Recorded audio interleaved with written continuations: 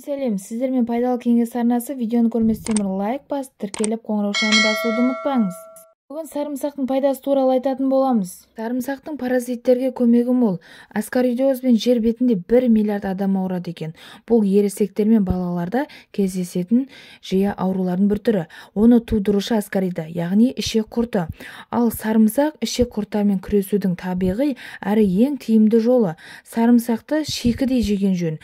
Немесе 200 мл сүтке, немесе балаларға 70 мг сүтке 1 бөлік сарымсақты салып, әбден жұмсарғанша қайнатып, жылы күйінде сүзіп алып, клизма жасау керек. Клизманы 1 апта күнделікті жатар алдында жасағаныңыз дұрыс.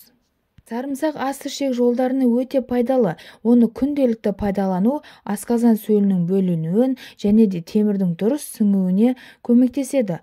Ас қорыту процесін жақсартады, қарның жұмысын реттейді және де ішек жұмысын жақсартуға көмегі мол. Тәбетті көтереді, яғни тәбетті ашады. Алайда асқазан, ойық жарасы және басқа да аурулардың асқынуы кезінде сарымсақты қолданбаған абзал. Артық салмақпен көмектесуге де көмегі мол. Сарымсақ дұрыс тамақтанудың механизмінің тетігі. Сарымсақты жеу арқылы артық салмақтан арылып қана қоймай, сол қалыпты ұзаққа дейін сақтауға мүмкіндік бар. Сол үшін күніне 2-5 грамм сарымсақ жеген жөн. Бұл дегеніміз, яғни 1-3 тіс сарымсақ жегеніңіз жөн.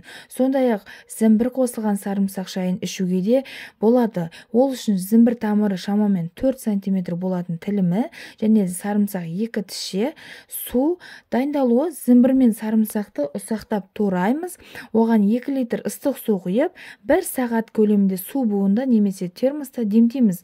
Артынша сүзіп алып, күні бойы аздаған мөлшерде 1 рет ішіп жүреміз. Менің кеңестерім сіздің пайдаңызға жараған болса, мен өте қуаныштымын.